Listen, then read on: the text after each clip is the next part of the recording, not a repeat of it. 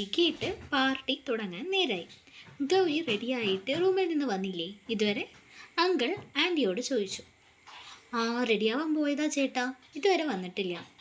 Anti അങ്കിളോട് പറഞ്ഞു. ആണോ? ഗൗതം, പോയി ചേച്ചിയെ വിളിച്ചിട്ട് വാ. ബലൂൺസ് എല്ലാം അറേഞ്ച് ചെയ്യുകയായിരുന്നു ഗൗതമിൻ്റെ അടുത്ത് ആൻറ്റി പറഞ്ഞു.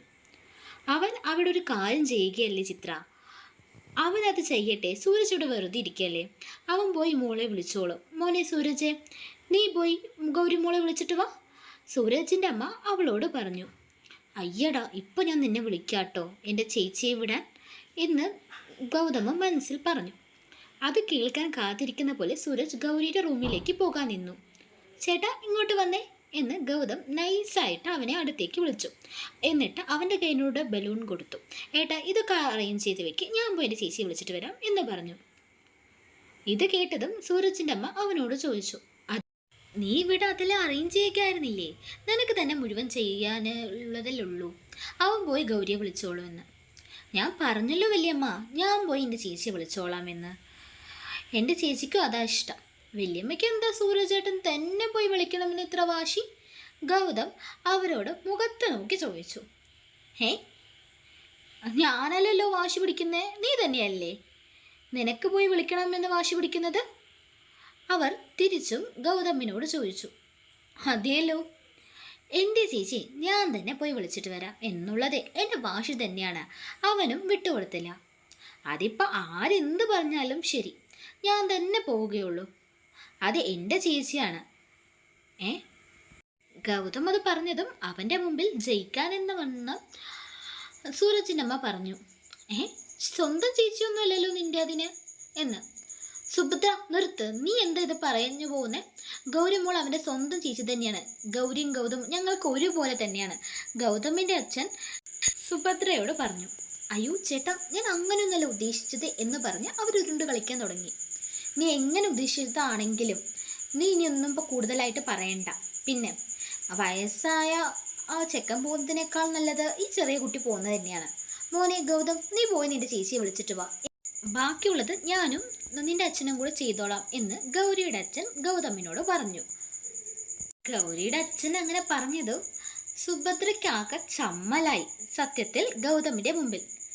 ശരി വല്യച്ഛ എന്ന് പറഞ്ഞ് ഗൗതം സൂരജിൻ്റെ അമ്മയെ ഒന്ന് ദഹിപ്പിച്ച് നോക്കിയ ശേഷം മുകളിലേക്ക് കടന്നുപോയി. ഈ ഒരു ചെറുക്കൻ്റെ കാര്യം എന്നവർ പിറുപിറുത്തു. ഗൗരിയുടെ റൂമിൽ മുന്നിൽ ചെന്ന് ഡോറിൽ തട്ടാൻ തുടങ്ങി. ടി ചേച്ചി, നീ ഒന്ന് വാതിൽ തുറക്ക്, എത്ര നേരമായി ഇതിൻ്റെ ഉള്ളിൽ കയറിയിട്ട്? ടി ചേച്ചി, ഗൗതം വിളിച്ചു.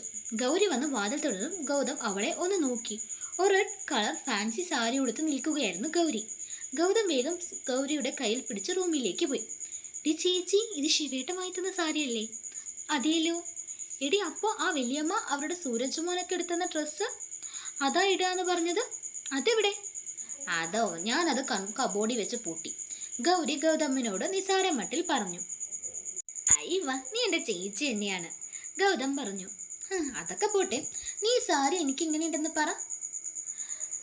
എൻ്റെ ചേച്ചി സൂപ്പറായിട്ടുണ്ട്, സിനിമാ നടികളെ മാറി നിൽക്കും.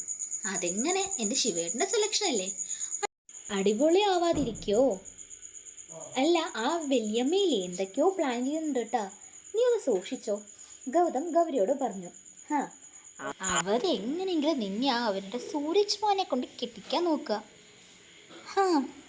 അവരെന്ത് ചെയ്താലും അവരുടെ ആഗ്രഹം നടക്കില്ല മോനെ ഗൗതമേ. ശങ്കർ വന്നോ? ഗൗരി ചോദിച്ചു. ഇല്ലടി ചേച്ചി, ഏട്ടൻ വന്നിട്ടില്ല, ഗൗതം പറഞ്ഞു. വന്നില്ലേ? വീട്ടിലില്ലേടാ, പുറത്തു മറ്റു പോയോ? ഹേയ്, ശിവേട്ടൻ വീട്ടിൽ തന്നെ ഉണ്ടെന്നേ, കുറച്ച് കഴിഞ്ഞ് വരുന്നുണ്ട് ചേച്ചി.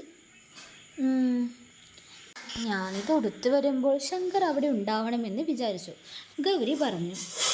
എൻ്റെ പൊന്നു ചേച്ചി പെണ്ണേ, ഇപ്പോൾ ഇവിടെ ഇല്ലാത്തത് നല്ലതായെന്ന് നീ വിചാരിച്ചോ? എന്താടാ നീ അങ്ങനെ പറഞ്ഞേ? ചേച്ചി, നിൻ്റെ അമ്മായി ഉണ്ടല്ലോ ആ സാധനം, നീ ഇത് ഉടുത്തു കൊണ്ട് പോകുമ്പോൾ തന്നെ ഓരോന്ന് പറയാൻ തുടങ്ങും. അവരുടെ മകൻ തന്ന ഡ്രസ്സ് നീ ഇടാത്തത് കൊണ്ട് ഈ അഹങ്കാരിയെക്കുറിച്ച് ഓരോ കുറ്റം പറയും, പതുക്കെയും വലിക്കുകയും ഒക്കെ. അവർ പറയുന്ന കേൾക്കാൻ ആരും പോകുന്നില്ല. എന്നാലും ശിവേട്ടൻ കേട്ട അത് മോശമല്ലേ? ഡ്രസ്സിനെ കുറിച്ചൊക്കെ കുറ്റം പറഞ്ഞാൽ അത് ഏട്ടന് വിഷമാവില്ലേ? ഗൗതം പറഞ്ഞു. അതൊന്നും ശരിയാ. എന്നാ ഓക്കെ ഡിയർ, നമുക്ക് പോയാലോ? എന്നാ ശരി ഡിയർ എന്ന് പറഞ്ഞ് അവർ രണ്ടുപേരും കൂടി കൈ പിടിച്ച് താഴോട്ട് ഇറങ്ങി. സൂരജും സുഭദ്ര അമ്മായിയും ഗൗരിയും സൂരജ് വാങ്ങിക്കൊടുത്ത ഡ്രസ്സ് ഇട്ടുകൊണ്ട് വരും എന്ന് വിചാരിച്ചിരിക്കുകയായിരുന്നു. അതിനു പകരം അവൾ ആ സാരിയിലുടുത്ത് കൊണ്ട് വന്നത് കണ്ടപ്പോൾ അവർക്ക് രണ്ടാൾക്കും ഇഷ്ടമായില്ല. തേനീച്ച കുത്തിയ പോലെയായിരുന്നു അവരുടെ ഫേസ്. മോളെ, ഇത് ഏതാ ഡ്രസ്സ്? അവർ പുച്ഛത്തോടെ ചോദിച്ചു. എന്താ സുഭദ്ര താൻ എങ്ങനെ ചോദിച്ചേ? എൻ്റെ മോൾക്ക് ഈ സാരി നന്നായിട്ടുണ്ടല്ലോ, ആവണിയുടെ അച്ഛൻ സുഭദ്ര അമ്മായിയോട് പറഞ്ഞു. അല്ലേട്ടാ, അത് പിന്നെ നന്നായിട്ടില്ല എന്നല്ല ഞാൻ പറഞ്ഞേ. മോൾക്ക് കുറച്ചുകൂടി സൂരജ് മോൻ എടുത്തു കൊടുത്ത ഡ്രസ്സാവും ചേരുക, അതുകൊണ്ട് പറഞ്ഞതാണ്. മോൾക്ക് അമ്മായി അത് എടുത്തു തന്നില്ലേ? സൂരജിൻ്റെ അമ്മ ചോദിച്ചു. എൻ്റെ അമ്മായി, സത്യം പറയാലോ, എനിക്ക് ആ ഡ്രസ്സ് ഒട്ടും ഇഷ്ടമായില്ലെന്നേ. പിന്നെ അമ്മായിയെ വിഷമിപ്പിക്കേണ്ട കരുതി ഞാനൊന്നും പറയാതിരുന്നതാണ്, ഗൗരി പറഞ്ഞു. ഇത് കേട്ടപ്പോൾ ആൻറ്റിയും ഗൗതമും അടക്കി പിടിച്ച് ചിരിക്കാൻ തുടങ്ങി. അമ്മയുടെ മോൾ സ്കോർ ചെയ്യാണല്ലോ, ഗൗതം ആൻറ്റിയോട് പറഞ്ഞു. പിന്നെ എൻ്റെ മോളല്ലേ അവൾ. എന്നാ ആൻറ്റിയും നിൽക്ക്, നമുക്ക് എന്താ നടക്കാന്ന് കാണാം എന്ന് പറഞ്ഞ് രണ്ടാളും അവർ സംസാരിക്കാതെ വീണ്ടും കേൾക്കാൻ തുടങ്ങി. അമ്മായി ഒന്നും വിചാരിക്കില്ലേ, ഞാൻ ഈ സാരി കൊടുക്കാമെന്ന് നേരത്തെ തീരുമാനിച്ച അതാ. ഗൗരി അങ്ങനെ പറഞ്ഞതും പിന്നെ സുഭദ്രയ്ക്ക് പറയാൻ ഒന്നും ഉണ്ടായിരുന്നില്ല. അവളൊന്ന് മൂളി. ആ മൂളലിൽ നല്ല ഇഷ്ടക്കേടുണ്ടായിരുന്നു കേട്ടോ. എങ്ങനെയുണ്ട് ഈ സാരി? ഗൗരി ബാക്കിയുള്ളവരോടെല്ലാം ചോദിച്ചു. അച്ഛൻ പറഞ്ഞതുപോലെ ഈ സാരി മോൾക്ക് നന്നായിട്ടുണ്ട് എന്ന് പറഞ്ഞ് ആവണിയുടെ അമ്മ അവളുടെ നെറ്റിയിൽ ഒരു ഉമ്മ കൊടുത്തു. ഇത് നിങ്ങളന്ന് പുറത്തു പോയപ്പോൾ വാങ്ങിയ സാരിയല്ലേ മോളെ? ആൻറ്റി അവളോട് ചോദിച്ചു. അതെ ആൻറ്റി, ഞങ്ങളന്ന് പുറത്ത് പോയപ്പോൾ വാങ്ങിയ സാരി തന്നെയാണ്. ആൻറ്റിക്ക് ഇഷ്ടമായോ?